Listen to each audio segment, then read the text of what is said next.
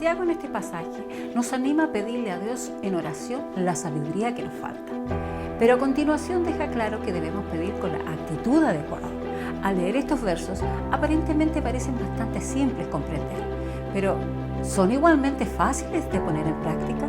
Este será el tema que estaremos desarrollando en un momento. No te alejes. Ha estado hablando de la sabiduría, pero los versículos 6 al 8 no vuelve a mencionarla. Y su enseñanza nos recuerda a otros textos del Nuevo Testamento sobre la oración en general. Por tanto, podemos decir que estos versículos se pueden aplicar a cualquier tipo de oración. En esta epístola, Santiago habla en 14 ocasiones de tener fe o de creer.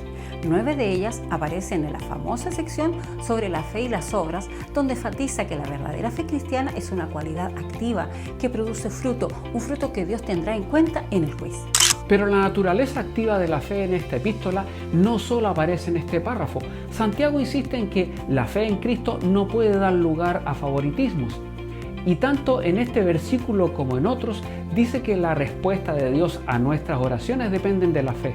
De nuevo, Santiago recoge la enseñanza de Jesús, quien en respuesta a la sorpresa de los discípulos, cuando la higuera se secó, les dijo: les aseguro que si tienen fe y no dudan, no solo harán lo que yo he hecho con la higuera, sino que podrán decirle a este monte: quítate de ahí y tírate al mar, y así será. Si ustedes creen, recibirán todo lo que pidan en oración. Este texto es uno de los favoritos de los falsos profetas que proclaman que Dios ha prometido salud y riqueza a todos los cristianos, siempre que su fe sea suficientemente fuerte. Pero ni Jesús ni Santiago dice que Dios nos ha dado un cheque en blanco que podamos rellenar a nuestro antojo esperando que Dios lo vaya a dar por válido. La expresión todo lo que pidan en la Escritura solo recoge lo que Dios ha prometido a su pueblo. En Santiago esta idea queda clara, donde dice que el deseo de Dios es darnos sabiduría.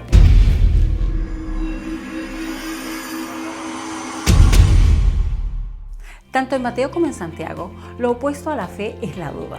El significado de la palabra es básicamente diferenciar, y en el Nuevo Testamento normalmente se usa con el sentido de crear distinción, pero a veces introduce una idea reflexiva, discutir con uno mismo.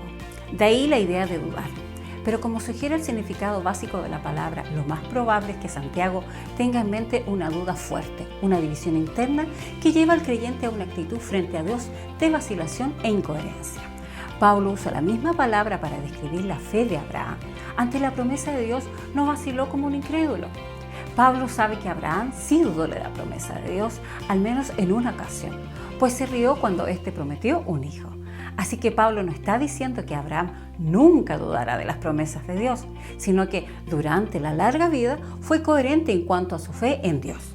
Por tanto, Santiago no está diciendo que las oraciones no recibirán respuesta si en un momento puntual existe cierto grado de duda, puesto que en algunas ocasiones eso será inevitable, dado nuestro estado presente de debilidad. Lo que quiere que entendamos es que Dios solo nos responde cuando nuestras vidas reflejan una coherencia, cuando vivimos en integridad espiritual, cuando llevamos una vida en rectitud y acorde a las enseñanzas del Evangelio, sin que eso sea anulado por eventuales infortunios. Los versículos 6 al 8 desarrollan esta idea describiendo a la persona incoherente que no va a recibir nada de Dios. Al final del versículo 6, Santiago compara a una persona que duda con las olas del mar, agitadas y llevadas de un lado a otro por el viento. La imagen que aquí se describe no es la de una fuerte ola que se eleva para romper con fuerza en la orilla, sino la del oleaje del mar, que nunca tiene la misma forma ni textura, sino que siempre cambia en función de la fuerza y la dirección del viento. Las palabras de Santiago nos hablan que los creyentes debemos ser personas consecuentes con nuestra fe en el curso de nuestras vidas. Si bien en el transcurso de esta sufrimos el embate de múltiples tormentas que ocasionalmente nos desvían de nuestro curso, debemos ser capaces de retomar la dirección correcta y aprovechar cuando el mar está calmo para afianzar los aparejos y reordenar el lastre de nuestra nave. De esta forma, la próxima borrasca que afrontemos no provocará un nuevo desvío del rumbo en nuestras vidas, manteniendo así la coherencia espiritual para que nuestras oraciones sean bien recibidas en lo alto.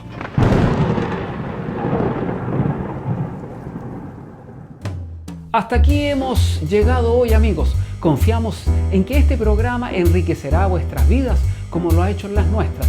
No dejes de conectarte con nosotros la próxima semana con un nuevo espacio aquí en la Academia del Aire, el Saber de Letras. Hasta pronto, amigos.